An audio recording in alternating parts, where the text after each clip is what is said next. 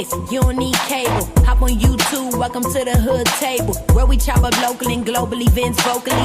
You don't really wanna miss out on these conversations. Just joke a little, laugh a little, get that wine in your system, fill your glass a little. Expose current events, talk trash a little. You never know, these opinions might clash a little. They addicted to the content, got them binge watching. You don't like it, then you want invited. Bet your friends watching in the house and in your job parking lot before you clocking. They don't wanna miss a second of this HT content. Everybody think they got something to say, so it's an open invitation, bring it to the table. But if you come whack, just know we ain't buying in. We gon' probably turn your back and tell you sorry, try again, Yeah, welcome to the hood table.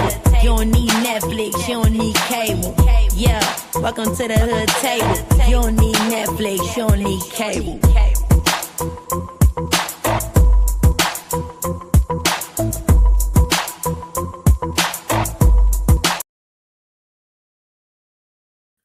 What up, though, hoodies? How y'all doing on this fine Sunday afternoon? I hope you guys have been having a wonderful weekend, a wonderful day, a wonderful Juneteenth week, okay? I hope you guys are doing well. Please make sure on the way in, you like and share this video. And if you are not subscribed, please feel free to subscribe. And we also have a membership. So if you want to join the membership, please feel free to join the membership as well. And of course, always, if the spirit moves you to donate to the platform or the commentary, you can send a cash out to $ the hood table 402, or you can just hit the super chat button, okay? But you guys, I am so excited to see you guys or speak to you guys today. We are going to be reviewing BMF Season 4, Episode 3. And the name of this season, well, the title of this season, I should say, was Good Faith. Good faith. We got a little church. We got a little church in the episode today. We had some sitting and we had some praising. Okay, so let's get into this episode. And of course, at the end of the episode, after my commentary, I should say. Ooh, hold on, gotta get some water. Good old water. But at the end of this commentary, I will drop the link for anybody who wants to chime in on anything they saw on the show or anything I might say in my commentary. You'll have that time at the end. The doors of the church will be open at the end of my review for anybody who wants to hit the like, the nasty piece of stank like, and join in the conversation. But you guys, let's get it started. And also, before I even forget, hold on. Let me go in and drop this link because I will be on Riggs' channel tonight.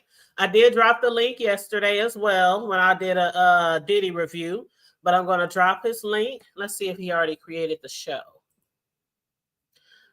He hasn't created the show yet, so I can't drop the link to the actual video that we'll be doing tonight, but I will drop the link to his platform, to his channel. There we go.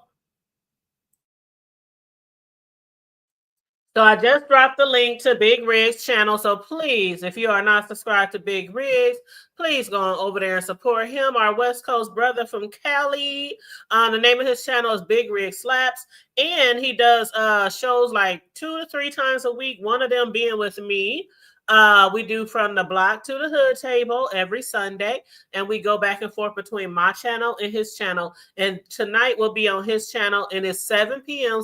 Pacific Standard Time, 9 p.m. Central Standard Time. So we'll be over there having some grown folk conversation as we always do. So it would be really nice if y'all can slide on us tonight. And again, I put his channel in the live chat. So make sure you also hit the subscription bell so you get a notification. The notification bell so you'll always be notified when he goes live. Please and thank you very much.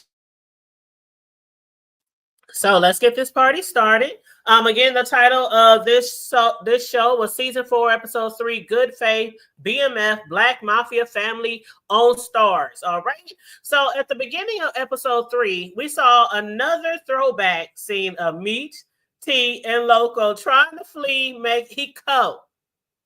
Now, crazy as Loco, he had managed to get a couple of guys to try to smuggle them across, the border by way of a secret, like undercarriage type of compartment of that old pickup truck. And of course, nothing has gone smoothly yet with rescuing Loco. So why would that plan be any different?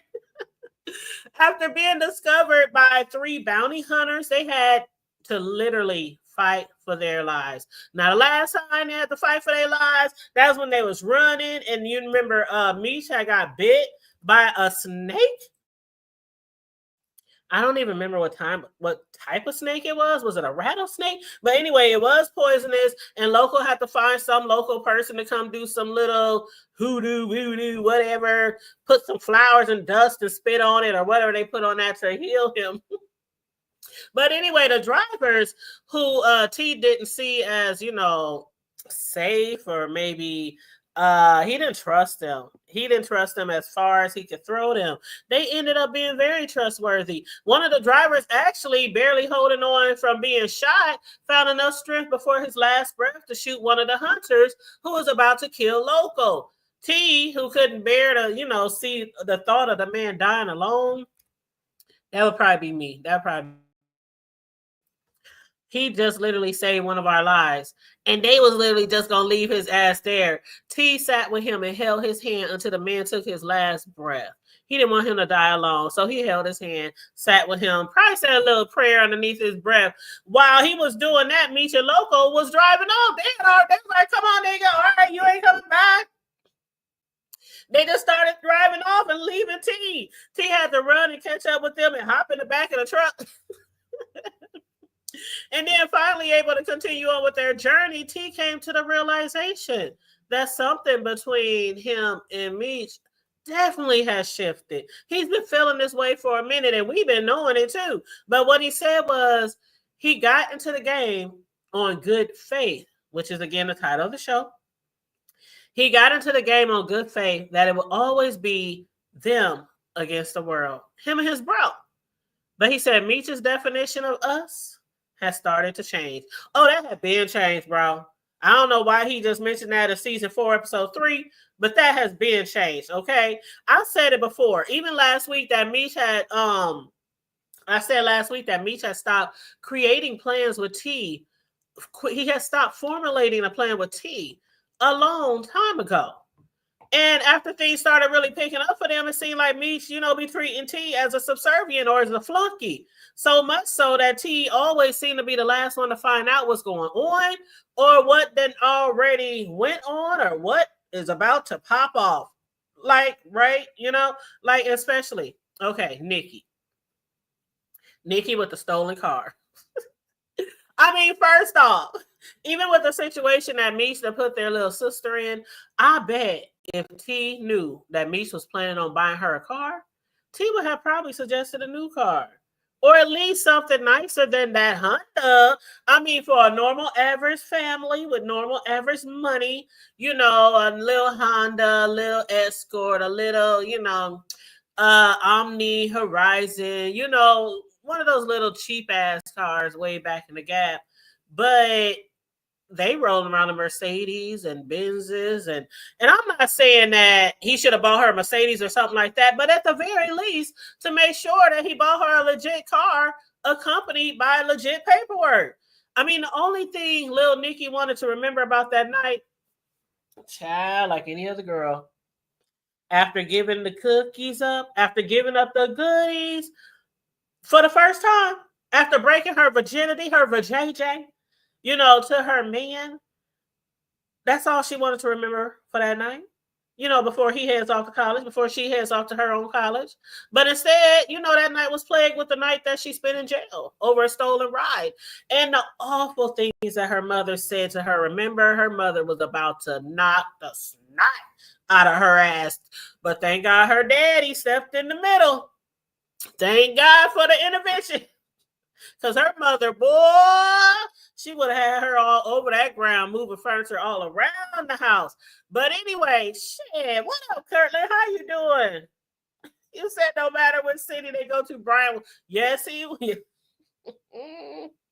What's that song? What is that song? It's a gospel song. Something about wherever you go, I will follow. Is it a gospel song or is it? I don't remember. Y'all know what song I'm talking about? What up, Real Shaker? How you doing, baby? What's shaking? What's up, love? I can't remember that song. Wherever you go, maybe it's not a Christian song, but anyway. Speaking of her mother, Pastor Flannery, why on earth is she trying to make her daughter suffer after everything that little Nikki done been through? Now her mother wants to go to college with her. She wants to ride down to the A-town, all because she had sex. Child, that's one thing I didn't have to worry about my mother. Although in hindsight, she should have been more on my ass as I got older, because we was out here doing all kind of shit. Me, my brothers, my cousins, we was all out there doing all kind of shit. But she wasn't following me to school. She wasn't following me around the corner. She sure ain't following me to college. My mother sat right in her house with her Bible. Her Bible and her God. Okay. But T did, eventually he did find her an expensive local lawyer who claimed that they couldn't charge her for anything, being that she didn't know the car was hot. However, they did need to know who her brother was who gave her the car, and thinking about, Meech's safety, even though he wasn't really thinking about hers, or he didn't think about hers. Like, he should have been the one, don't you think, that would have got her a lawyer? He would have been the one who would have made sure that car was safe. But anyway, she lied to the police, telling him that her brother was some fake bastard ass son of a, bastard of a brother that doesn't even exist. They knew she was lying, but, she had to do something. She wasn't snitching on her brother. No, not that. But then secondly, they didn't find themselves in a jam when Loco rerouted the dope to the loop, right into the hands of that shady ass Jay Pusher. Now, y'all know I've been saying his ass is shady from the gate. Is there something about him? Nothing against the Lou. Because, that's what my husband, Nelly lives, the one who done got married to Ashanti, only because he couldn't find me. Okay, y'all know I've been in love with Nelly. I got a few of them. Nelly, Fitty, all the ones that y'all don't like. Okay, but anyway, that shady ass Jay Pusher. To Jay Pusher, that seemed like a little kid waking up on Christmas Day only to find a whole bunch of gifts under the Christmas tree that were really cool. He was like, fuck the plug. Who needs BMF? Why do the plug needs BMF if we can unload the product ourselves? But that wasn't the plan, though. Jay Pusher's only job was to babysit the dope until Meech and them could figure out another plan. And now you see how all this shit is going around in a circle, okay? Because Duffy done finally had a moment of truth with Meech. Not that Meech was dying to know, but Duffy felt the need to explain to Meech what exactly went down in the D. Meech knew he was on the run from the D for capping somebody, but he didn't know all the details and didn't care to fucking know. He didn't know all the ins and outs. But now we find out that Duffy was actually concerned about Detective Bryant being from the D, because what had happened was some cat in the D had run off with some work. And Duffy was instructed to wet up the stash house, but come to find out, instead of the dude being there, the dude's little brother was there. And the dude's little brother ended up being killed. And I guess that shit has been eating him up ever since. Because that dude was an All-American basketball player who had just signed up with the league. So, yeah, I guess that shit has been eating him up. Not the fact that he wasn't caught and arrested, tried and charged and sentenced, but because, for one, it was the wrong person who died, and that child had a very bright future, despite what the fuck his brother was involved in. And now, since Detective Bryant has seen the dealership footage, he didn't put two and two together. The third set of fingerprints on the car belongs to Mr. Don Ginkgo, a.k.a. Duffy. And Kenny Johnson got fired from the dealership for buying hot cars to help him pay for school. And one of the cars happened to be the one that Duffy and Meech picked out for Nikki. Brian done figured it all out. Meech instructed Duffy to pay old boy to get him out of town as far a way out of Dodge as possible, which he wasn't trying to do though, because his future is brighter in the A. And that was up until Brian showed up knocking at the door. Now, we didn't see no more of that dude the rest of the show. I ain't said Duffy done capped his ass too. I'm going to believe that he took that duffel bag full of what looked like at least $500,000 and left town. Now, if you can't take that money and find another school, college to go to further your career, I don't know what to tell you, because it's either prison or the graveyard. That's your other options. Either Duffy gonna smoke that ass or Brian is gonna arrest that ass. And you better hope that what happened to you in prison is it the same thing that happened to Brian's child. Okay. Mm-mm-mm. But what did I tell y'all last week about Nikki and her man? Anyway, I knew it wouldn't be long before he found other interesting things going on in college, such as all the beautiful black beauties down there. Man, you go find some black beauties at the black colleges if you don't find nothing else, and the fine ass niggas too. But remember when he told Nikki that all of his friends had dumped their girls before heading off to college? Mm-hmm. That's because they know what's up. But, at least he tried. We can say at least he tried it. Now, they didn't, show him dating or kissing or hugging or anything like that. But when he was on the phone with Nikki, he rushed off because there was two beautiful black beauties standing to the side trying to get his attention. Now, he could have been late for helping them out with their homework, tutoring them. He could have been late for class. Or he could have been late on hollering at one of them, or both. But speaking of Lucille, now she once again turned down a gift from Meech. Now this lady is she flip-floppy. She is definitely flip-floppy, but I know her type. I grew up in the hood around a whole bunch of, and we also was raised in church, okay? And I know how it goes. Your kids out there, your men out there hustling, making money because y'all struggling, and it's easier to sell that shit. And then when it's time for y'all to pay bills, the mortgage is due, y'all about to get kicked out, the lights is off, ain't no food in the fridge, y'all eating hot dog and bologna sandwiches, and what's them nasty shits called? The Roman noodles. Oh, we grew up on that shit. A pot of beans to last a whole week or a half. I mean, then sometimes you might be like, okay, I'll take the money now, but not again. Or you might be like, I don't want your shit. Y'all lower than me. I'm a church person. God is gonna condemn you. He ain't gonna condemn me. She's kind of flip-floppy because sometimes it's like she wants to help when she needs it, like when Lil Nikki was in jail. Oh, who's the first one she thought to call when she realized they didn't have the money? T. Charles was like, baby, you just became a pastor. You can't do that shit. She done turned down help from me many times. This time it was a fur coat that she didn't want. Nah, you bought that with the devil's money. And she claimed that, since she's a pastor now, she can't accept gifts, from drug money. But again, last week, she was willing to take money from T to bail her daughter out. But what did me say about church? That shit hit home for me. I don't know if it hit home for y'all. I don't know how y'all grew up in church. If y'all grew up in one of those churches where they took every last bit of everything from the poor or the low-income people in the church, that's how it was at our church. Now, the people in that church didn't look like they were poor, per se, or low income. But you don't never know because, shit, my mama used to clean the fuck up.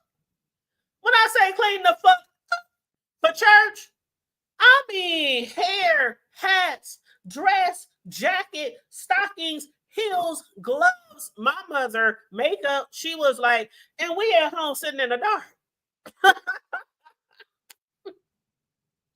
So when I tell you, don't judge a book by its cover, fuck. Because my mother never left the house looking shabby. Not even if she was going to the grocery store. My mother had to put on makeup every time she walked out the house. Face beat, hair done. Even if it's in a ponytail, it's in a cute ponytail. My mother always walked out looking like that. But we could be at home with no lights and gas and shit. And anytime the pastor say, we need money, they would at the end of the night after a service, we're not opening the doors till we get the money. Ask your kids for money. They got jobs now. Ain't your daughter working at McDonald's? Go reach out to a cousin, your home girl. Go reach out to, tell the landlord you'll pay them next week. I mean, they did all kind of shit to just drain all the parishioners from our church. And it was a lot of churches like that, and still is. But that's what Meech was talking about. That's why I said that shit hit right at home, because he was like, the church, the one that, you go to, it's the church that has always been the reason that they gone without. And where was that church when Meech had to pay their mortgage? When it's about to be foreclosed on? Nowhere. But when it comes to the church taking money from the Pope, that's how a lot of pastors have become rich, including my pastor when I was young. Yeah, that lady, I had a female pastor. A lot of people who watch me, they know. Hey, a lot of them went to my church. A lot of my subscribers, we grew up together. Y'all don't know them, but they be in the chats. But all the poor and low-income parishioners in our church, upon urgency, demand, and coercion, yes, I said coercion, would give down to their last dime. While people struggling to keep the lights and gas on, pay groceries, keep a phone on, cable on, while the pastor wearing fur coats, driving brand new Cadillacs every year, and their kids is dressed down and shit, going to the best schools and eating the best steaks and shrimp and lobster and shit. Yeah, where did the church be when you are about to be evicted? No damn where. But anywho, did y'all see them tossing that money up in the air in the aisles? Now that is a new one for me. I ain't never seen that at church. They have money all in the damn aisles of the church, and the ushers was coming through sweeping up the money with a broom and a dustpan. I'm like, where they do that at? I ain't never seen no shit like that. But you said, let me read some of y'all comments. I'm doing good, Cortland. How about you, honey? You said no matter where that's. Oh yeah, I read that one. No matter where they go, Brian will follow. Yep. And Charles told her to face it. I'm going on a date with another female. Charles is fine, y'all. Ooh, Charles is fine. Charles is a zaddy. Charles is definitely the definition of a zaddy. Okay. He might be broke. But we didn't. You know what? Anyway. Anyway, we know that Brian catches him eventually. Yeah, he does. I remember the scene he called Terry in the future, and some guys will keep their girls and meet new ones at school. Exactly, and that's why Nikki's boyfriend told her. I don't know if he told her this, because why tell your girl that? You go give her doubts immediately. Talking about all my homeboys said they broke up with all their girls before they went to college. And she was like, so do you want to break up with me? She's 18. Do you want to break up with me? No, baby. I want to keep being with you. We can have long distance. Long distance relationship for some kids in high school or in college. Child, you might as well be saying you can go and mess around with anybody you want to. That's what you might as well be saying, because I am. But anyway. As far as Nikki goes, I don't know what's going to be coming into. I don't know. I have a feeling that they're going to break up, though. But y'all let me know how y'all feel. But while down in the A, after sitting in on a music video shoot for that female recording artist, who's very pretty, by the way, Misha T decided to make a decision together for once. Can y'all believe it? I'm like, finally, they making another decision together. Then that was to start their own music label. And since they want to pay homage to their stomping grounds, they called it the Stomping Ground Records. Now, I don't really like that title, but it was definitely better than The Hole. T was like, The Hole? That sounds like we losing money. What the fuck? But then while making plans on how to use that endeavor to wash money, in walks Jay Pusha, the grimy ass person that I have never, ever trusted. Never trusted that nigga. But in walks Jay Pusha, informing them that after flooding the streets with half of the products, which was his, he then turned around and moved most of their product, which, according to T, was an act of breaking the chain of command, and it is. It is. Like, how you gonna make them decisions for us? You supposed to take your money off the plane, your drugs off the plane, and go flood the streets with your shit and leave our shit there until we came up with another idea or a new plan on how to unload our shit. But no, he decided to take over. Why? Because he wants to be Meech and T. Y'all know this. Y'all knew that. He wants to be Meech and T. That's why he's making those decisions. But not only is he making those decisions because he want to do them, beat them, but he knows exactly what he's doing. I mean, Meech was happy. He was happy, that the shit damn near gone because they can go back to local quicker to get more product. But what Jay Pusha proved was that he can move the product much quicker and safer at this moment than Meech and T. So, yeah, it's really high. It's really high for Meech and T right now. And I guess it's much cooler, in the loop where Jay Pusha is. So, yeah, Jay, he knows exactly what message he's sending in a big yet subtle way. Meech was like, you don't run this shit, nigga. You don't run this shit. And like I've been saying from the gate, that he's a snake. T was like, I know a snake when I see one. And he said, Meech, you should too, nigga. You literally was bitten by a damn snake in Mexico. You don't know what a snake is until it bites you on the anklet. But yeah, snake he might be. But for now, it is smarter to allow him to move the product, unless things cool off. So Meech, eventually was like, you know what? Fuck it. Fuck it. You thought her service kill me in real life. Ellen, so no, I'm not sure that. Sometimes we'll get the girls to meet new ones in school. They push us like that friend you can't trust. Go behind your back. Yes, absolutely. Absolutely. He is the kind of person who will take your woman and then try to gaslight you to say you don't really want that bitch anyway. She's more my type. She's more my type. You wouldn't be able to trust her. I don't give a fuck if she's trustworthy or not. I don't care if she's a hoe or not. You wouldn't, he tried to gaslight you and make you think that he made a right decision for you. And that's exactly what he was doing for the brothers. But Meech was like, you know what? In the meantime, in the between time, I think this is the best idea. Because it's not safe for them to be traveling or trying to move that much product right now when everybody, including the Red Dogs, is looking for them and their product and trying to arrest them, right? So it looks like everything worked out for Jay Pusha and Loco, but not so much for Meech and T. Well, more for Meech because T still wasn't on the bandwagon with that, especially not for T because he promised Markeisha part of that load to send to Isaac. You know what I'm saying? Like, T needed another contact, another connect, and she went and found it. And he was like, okay, you're going to be his contact person. You're going to be his go-to. I'm putting you in charge. You want to have more to do. You want to put, get your hands a little dirtier in this business. So I'm going to give you that. But now she has no product, or at least not enough for Isaac. So her relationship, her first day on the job as a female, drug connect in the gang is now on the line.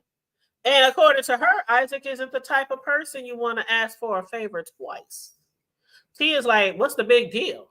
Either tell him we'll get it on the next shipment, or we're either, cut this shit that we got a couple of times to stretch it. That ain't gonna work because she promised him the purest product. And if they cut it, depending on how many times, it could make it not so pure. Okay? So, but what else they gonna do right now?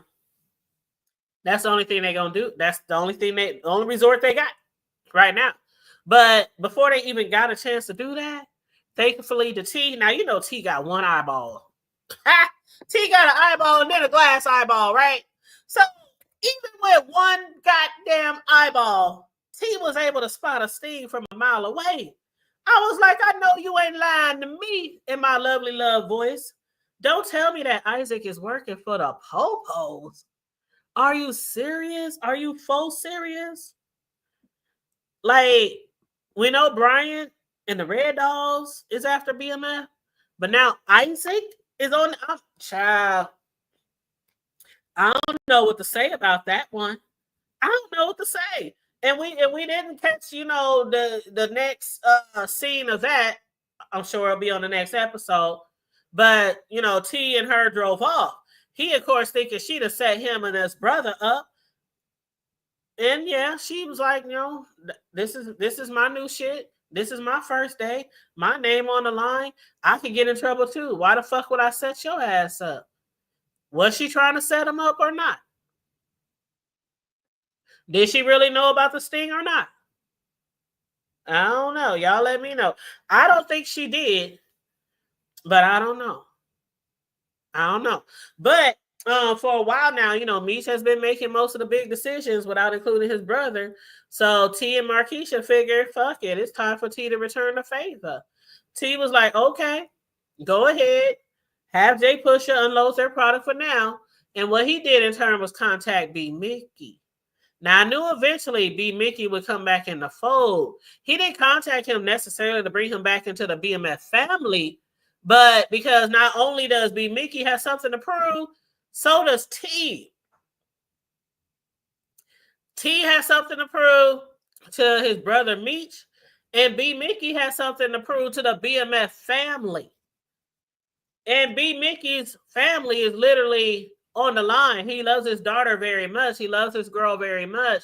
Her sickness, her illness is really serious. He really needs to make some quick money so that she can do this surgery. So I'm under the impression that that B. Mickey won't fuck up this time around. He has something to prove, that he can be trustworthy and that he got their back and that he still is family. So hopefully that work out between them. But you said Jay Pusha is like, oh, I read that one. You said you think they'll kill Jay Pusha. We know Meech won't die. I don't know about Jay Pusha. I really don't know. I think it might get to that point. I'm not sure, of course, but I think it might get to that point because, like I said, I think Jay Pusha's a snake, and T can see it too. I mean, even after what just happened, Meech didn't act like so surprised at what Jay Pusha did, and he also didn't act really angry or upset. The only reason I think if T wasn't even there, he would have gave Jay Pusha some dab. High five, my nigga. Give me some dap, my nigga. Oh, you got all that shit off? All right, then I go back to Loco, get some more re-up, whoop-de-woo-woo. If T hadn't been there, that's how it would have been. But since T was there, he was like, yeah, nigga, that's fucked up. You shouldn't have done that.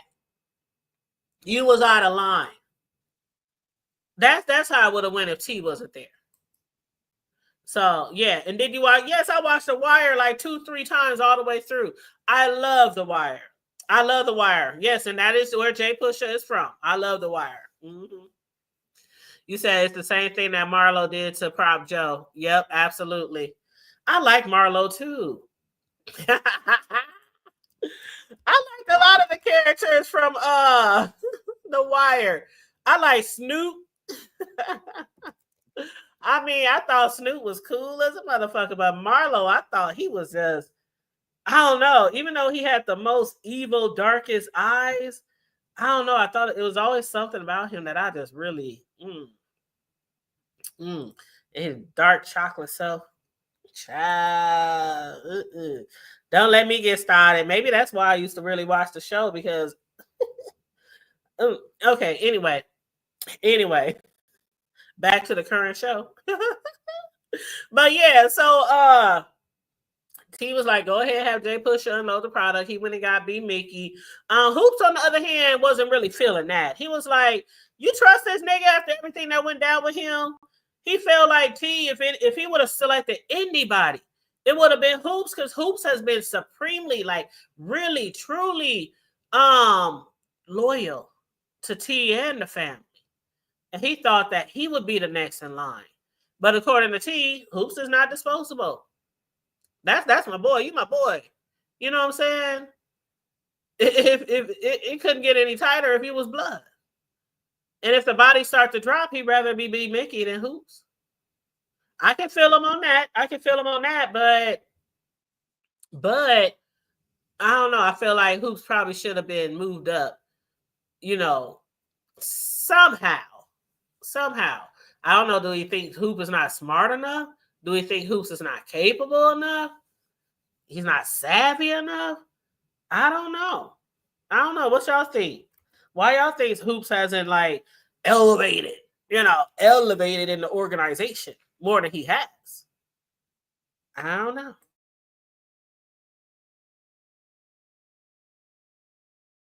But y'all, we didn't talk about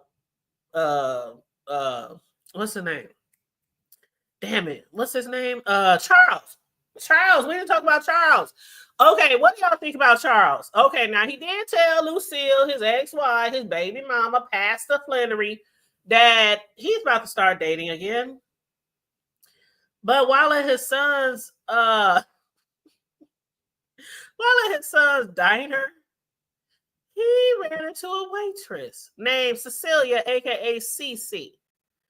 I'm like, out of all the places where you done set your eyes on a woman, want to start flirting with a woman, you gonna do it at your son's diner?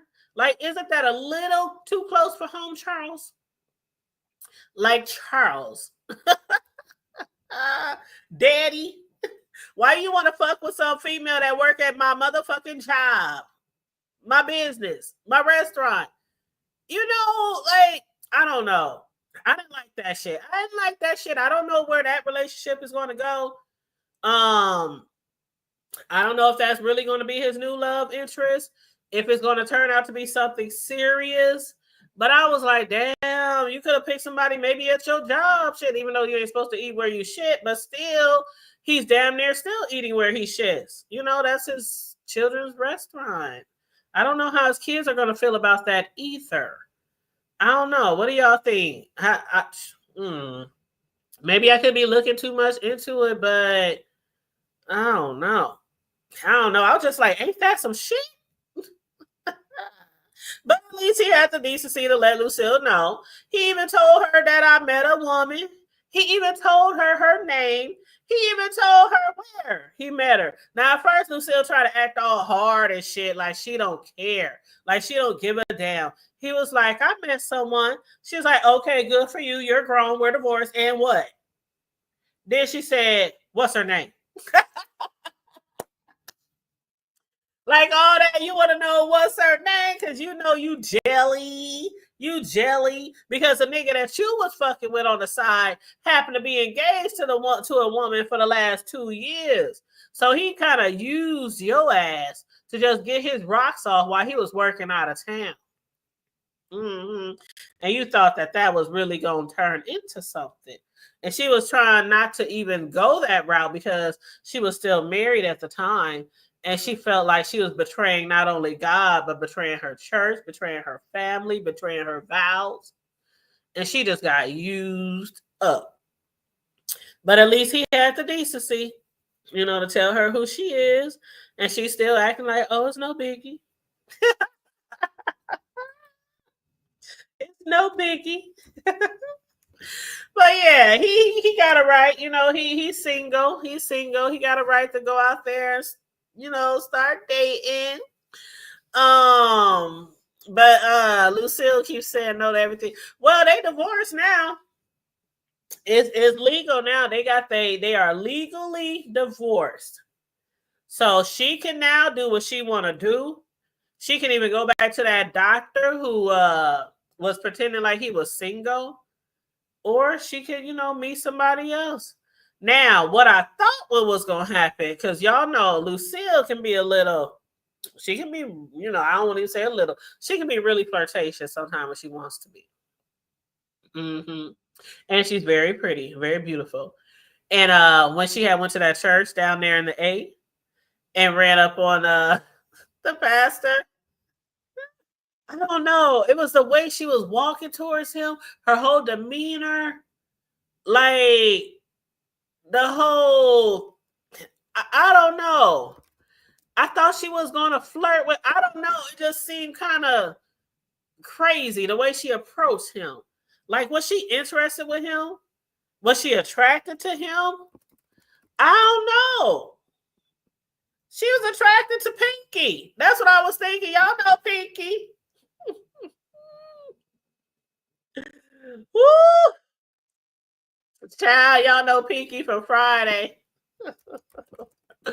I was like, nah, all I remember is Clifton Powell and that damn Jerry curl and that pink damn suit. I love me some Clifton Powell too. I don't know. Some of the characters that he's played in movies, I was like, ugh, I can't stand him right now. He's so evil and mean. But there's some of the characters that he played in movies, I just be like, I really admire him. He's a very gifted actor. He's been acting forever and a day. But his funniest role for me was when he played Pinky in Next Friday. Oh shit, that shit was funny. But yeah, so Pinky is now the pastor. He is now the pastor. And I don't know, y'all. Do y'all think something's gonna become of them too? I don't know. Do y'all remember that scene when Pinky was like, say it again, say it again? I was just about to bust a cap in your ass. Oh my god. Yeah, Pinky's that was funny. But anyway. What up, 400? Yes, I watched The Shy too.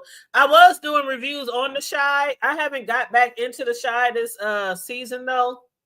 I really need to, but I've been so focused on the not R. Kelly, the Diddy trial, which is supposed to end next week. So after the Diddy trial, I'll try to get back to some of the other shows that I normally do. The Shy, I have been reviewing The Shy forever. I review a lot of the primarily Black TV shows, all the Tyler Perrys, things like that. The Powers, things like that. And of course, BMF. I've been reviewing this show since season 1. But yeah, The Shy, I haven't got back into that one yet. So I just don't want to wear myself too thin and be, doing too many shows all around the same time. Because this shit can be exhausting. You got to watch the TV shows. You got to sometimes watch them twice. You got to make sure you didn't miss anything. Take notes. Then you got to come on here, spend an hour or a couple of hours discussing it. And, and when you do so many shows, that time's ass up, along with my other jobs and my cake decorating business. Which, did y'all see the cake I decorated Saturday? It was a memorial birthday cake for a lady I know. Her brother, they celebrate his birthday every year with balloons and release. And, they have a party in his honor, his memory. And so, I made several cakes for this family.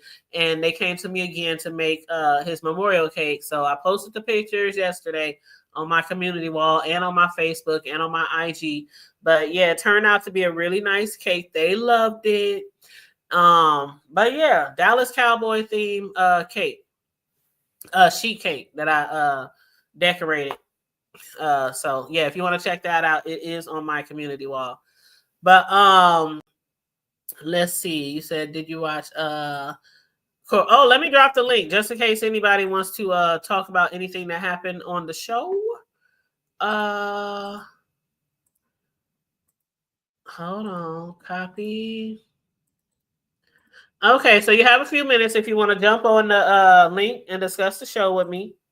But you said Force is after BMF. Yes, Force is after BMF. Force is supposed to start back, I want to say August. Because I just, the review, not the review, but the commercial always comes on. Like, everything you watch on damn Stars, the commercial for the show always comes on first. So yeah, I was just watching the commercial for it.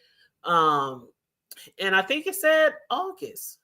And by then, BMF should be done because BMF only does 10 episodes. And we already got 3 down. So we got 7 more to go. So that's 7 more weeks. We got a week left in June, 4 weeks in July, then a week in August. So, yeah, that's about right. That's about right. So, yeah, as for all the people who love the power shows, I am looking forward to I think me and 400 before and Noble and we Sislo, we didn't discuss this before, but we are looking forward to the next spinoff of the Power. I'm really looking forward to seeing how 50 is going to incorporate those characters into their earlier years. And we got a peek at some of the characters that's going to be playing, like the young Ghost, you know, and the young Tommies, and you know, all the people like that. And we also who was that we just found out who that was. 400 what's their name? Fudge. Ooh. I can't remember now. 400, are you still here? Who was that? We was trying to figure out who was going to be the younger version. Damn it. I can't even remember. And he's probably not in the chat anymore.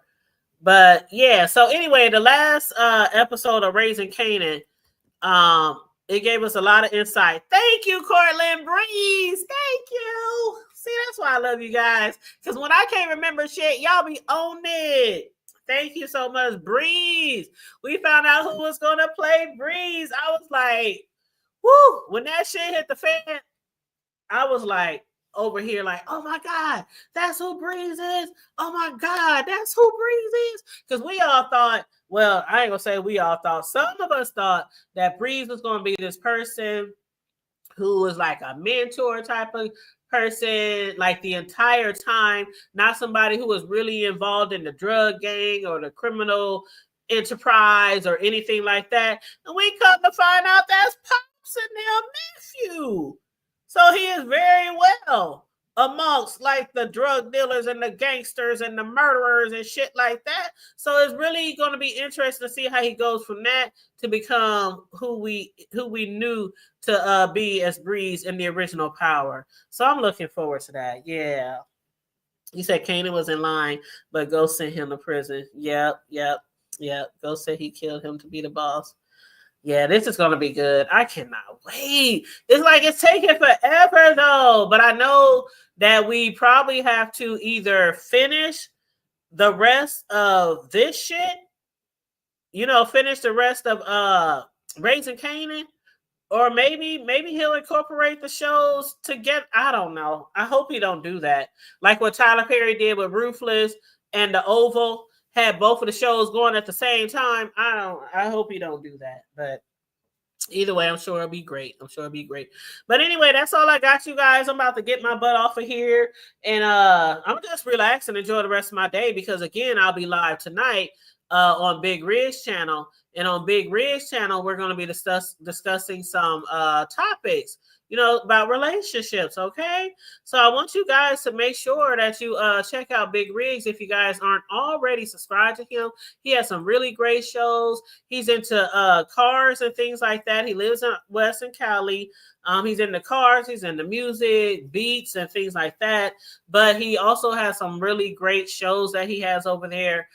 Some of them are garnered around, relationships and family and, just life in general. And then sometimes he does topics, he interviews people. He does topics on he doesn't probably set out to do topics on what's going on maybe in the sectors or different sectors of YouTube, but somehow they end up discussing those type of things too. So, he discusses a lot of different things over there on his platform. So really great commentary. I absolutely adore him. So you guys make sure you check him out as well. I dropped the link a few times. So let me drop it one more again, because if you are not subscribed over there, I do suggest you get subscribed over there. What up, OG Jamil? What up, though? So let me go ahead and drop this link again. We'll be over there tonight, 7 Pacific time, his time, 7 o'clock West Coast time. For me, it'll be 9 p.m. Central time. So tonight, y'all, we'll be over there on Big Rigs. Thank you guys so much for joining me today. I really appreciate you. You said sounds good. Yes, we'll be over there turning up, doing our thing. But so I'll see y'all tonight if y'all happen to slide over there on Big Rigs platform. But other than that, please like and share the hey sincere, hey baby, how you doing, love? But yes, please join us tonight over there on Big Red's channel at 7 p.m. Pacific and 9 p.m. Central Standard Time. But in the meantime, in between time, if you didn't already like the video on the way in, please like it on the way out. Also, if you are not subscribed, please feel free to join the hoodies over here and subscribe. Even join a membership if you like. And of course, as always, y'all say it with me, okay? Say it with me. As always, remember, stay safe. Be blessed. Remain vigilant at all times. And always remember to keep it hood. I'm out. Bye.